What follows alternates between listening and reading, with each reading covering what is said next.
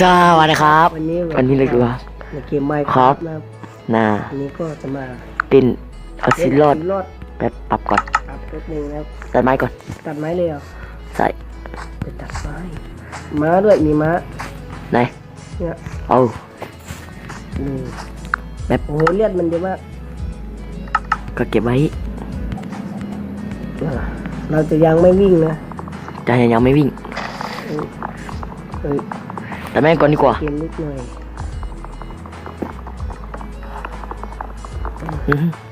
เบาเสียงแป๊บ เฮ้ย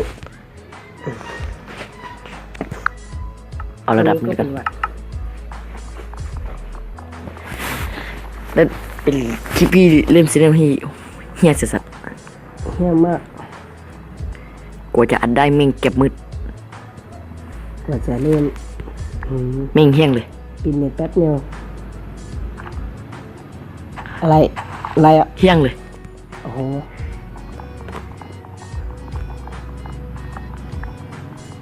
อยากขี่ม้าว่ะ ไม่มีอ่านทำไงได้ เราไปขุดหินไป ได้ ไปขุดเลย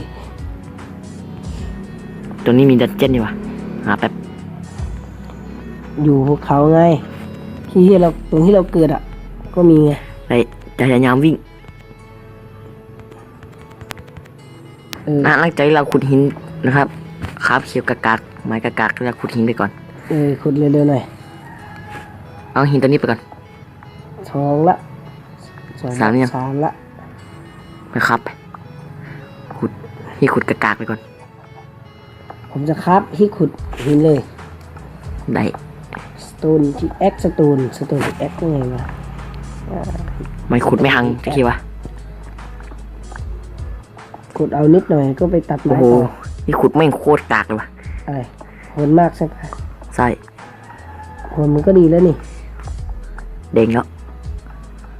เฮ้ยใกล้มืดแล้วเหรอยัง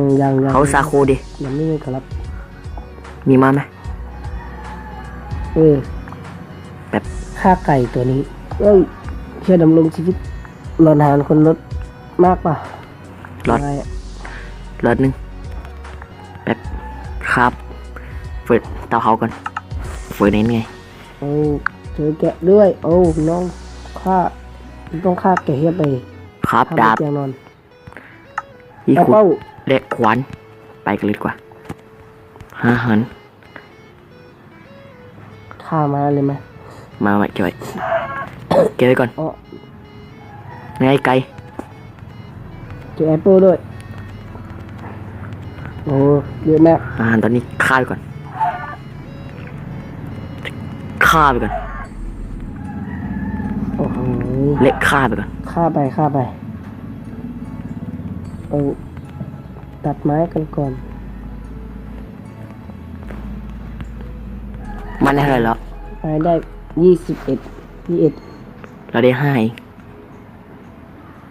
ตัดอีกต้นหนึ่งทำบ้าน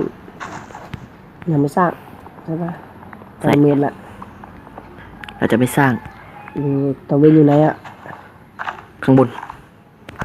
เอา ก็อยู่ข้างบนนี่หวะ ตรง เจอข้างล่างนี่ไงเฮ้ยยังไง ไร สัตว์ ไม่มีเหี้ยเลยนี่ติสัตว์ อาหารนี่หมูเสร็จงัวก็ไม่ให้เหลืออาหารตอนนี้ฆ่าให้หมดไปแล้วนี่ หมูโอ้ยวัว ไม่มี นั่นไงโอ้โหเยอะมากตรงนั้นน่ะเห็นไหม ไม่ โอ้โห3 ไม่เจอเลย 4 ตัวเลยเยอะมากเยอะมากฆ่ามันทีละตัว รออาหาร ไม่ได้อะไรเลยเหี้ย เชื่อมากโอ้โหเจอละโอ้โหได้นิดหน่อย โอ้โหใกล้มืดแล้วอ่ะ ทั้งบ้านเลย สร้างเหี้ยเลยลงถ้ำดิโอ้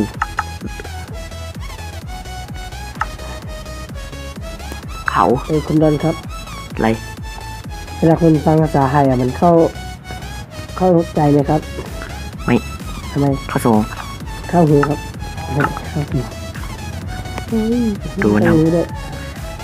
มืดแล้วโอ้โหวิ่งเลยแล้วกัน นายจะพยายามไม่วิ่งไง ก่อนมืดอ่ะทำไงได้ เตะตัวดีแล้ววะ เร็วเฮ้ยรีบสร้างบ้าน โอ้ หลังเล็กๆก็ได้ เอาไปหมักมาตัวนี้มันขี้เยอะใช่ไหม บอกแล้ว โอ้มาขาวดีกว่าขี้เยอะกว่าเย็ด กินแอปเปิลลืมไปเลย นายอยู่ไหนวะ อยู่ที่เดิมนั่นแหละ กลับมาที่ดันเจี้ยนที่เราขุดคอเบอร์สโตนหน่อย ไม่รู้ ไม่รู้วะ ไม่รู้ครับ ไปไกลจิ้มหายสิ มันมาไหนอะ ปักทอสแล้ว เราไม่ได้อยู่ตรงนั้นอะ เราจะไปมั่วก็ได้ เอาเว้ยทำไงอะกลับไป เอาเร็วนั่นไง เห็นแล้วโอ้โหวิ่งมาสุดกำลัง โอ้โหมืดเลย สร้างบ้านเลยเร็ว สร้างเฮียอะไรลงกัน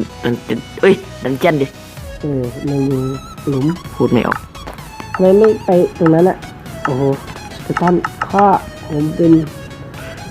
ลงตรงนี้ดิโอ้ ผมเป็นศัตรูกับสเกตันแล้วมัน เฮียมากเลยดูดิ เฮ้ยข้อไม่ได้ยิงกูเลย เอาเฮ้ย อะไรเล็ก what the ขุดแม่ง2 บล็อกเจอเลย เฮ้ยเดี๋ยว อ้าวเจอห้ำอีก ทำตรง นึกว่าจะไม่ตันแม่งเสียกไม่ตันเฮ้ยสกิลตันเอ้ย ไม่ต้องกลัว เอ้ย กา เอ้ยกาจิ้มหายเอ้ยโค โคอะไร ซาโคดิสตัน ชาโคมันก็เป็นไม้ที่หาย ไม่ซาโคยาสีฟัน โอ้ยได้กันชาโคซาโคยาสีฟัน อ้าว อะไร แล้วทำไมต้องเอาไม้เฮาเป็นชาโค ไม่รู้ดิ เฮ้ย เอาให้นายเลย แกะป่ะคนแกะ มีคนหนึ่ง เขาดีเลย เรามีสอง เอามาไหม เอาไปทำเตียงอ่ะ เอามาไหมวะ อ่ะ ว้าว นี่ บล็อกเลย แม่งตันชิมหายนั่นก็ได้เหล็กมา2 ก้อน อีกก้อนหนึ่งไม่ได้เหรอ ไม่ได้ กว่าจะทำหังเนี่ยไม่มีวะ เอาโคไปไว้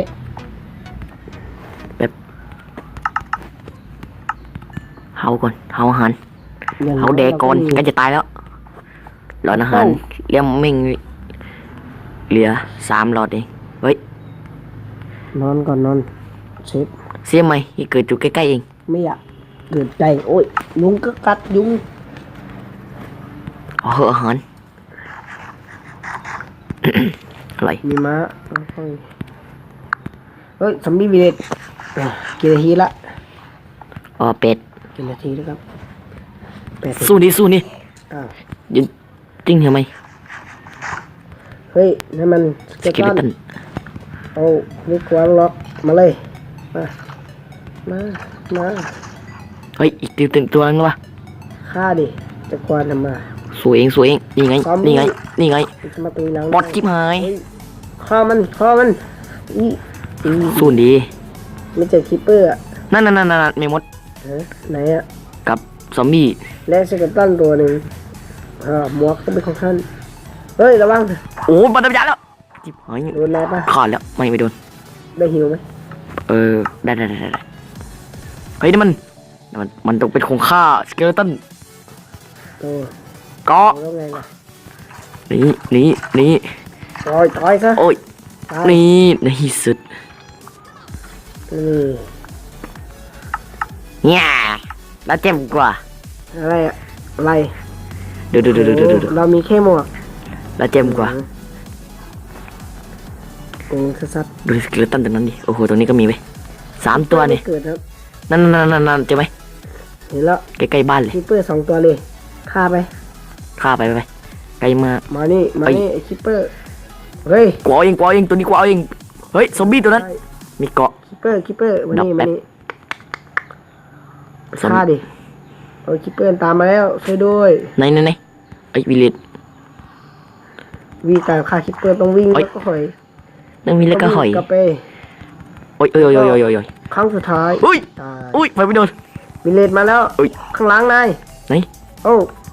โห โอ้ยคิปเปอร์ ข้างหลังข้างหลังนายข้างหลัง เอ้ยอยู่ ข้างหลังข้างหลัง ไหนอะเจอแล้ว นี่ ฆ่าดิ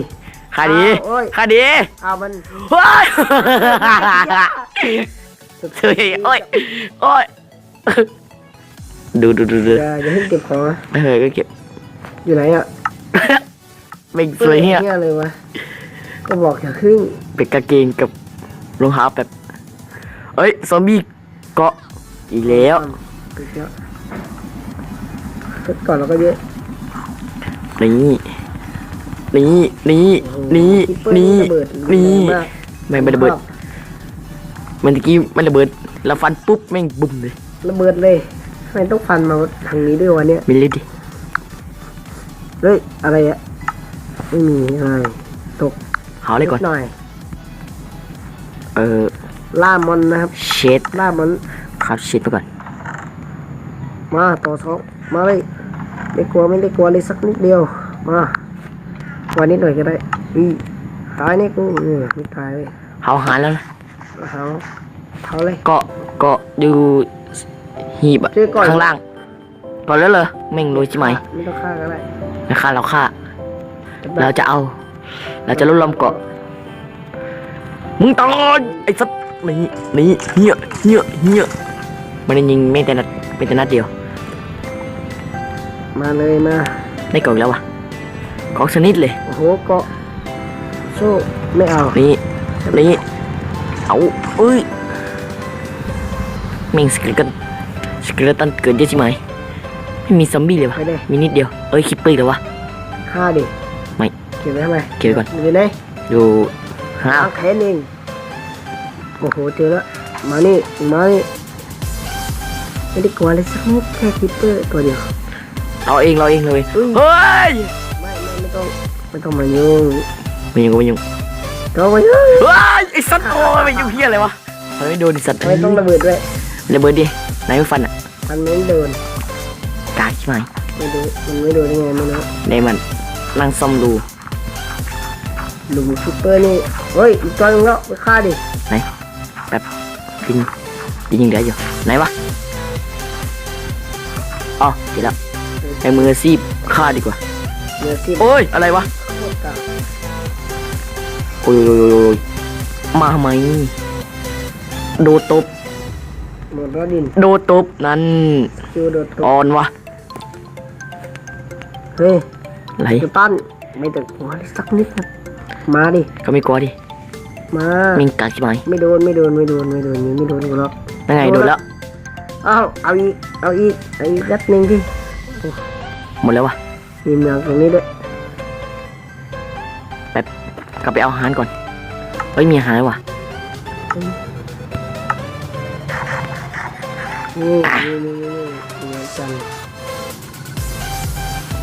นี่ฮะโอ้โหดอกของมอนเตอร์เยอะจังไหม อะไรเยอะ ฮานู ลูก ดอกลูกฮานู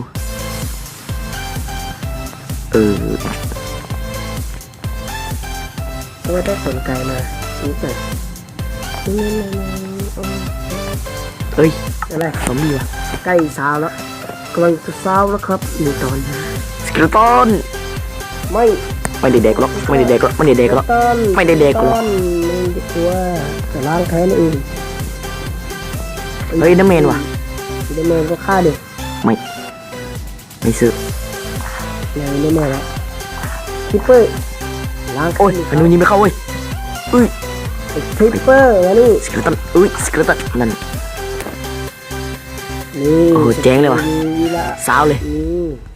นี่ นี่ เอาอีก สอดไหม นี่เรียบร้อย เฮ้ยครูว่ะ ขุดดิสกตันเราต้องไปล่ามอนเนี่ยขี้เกียจเราไม่ไหวไหมครับ ถ้าเราลงน้ำไป เสียแบบ มั มัน น จะเก่งมาก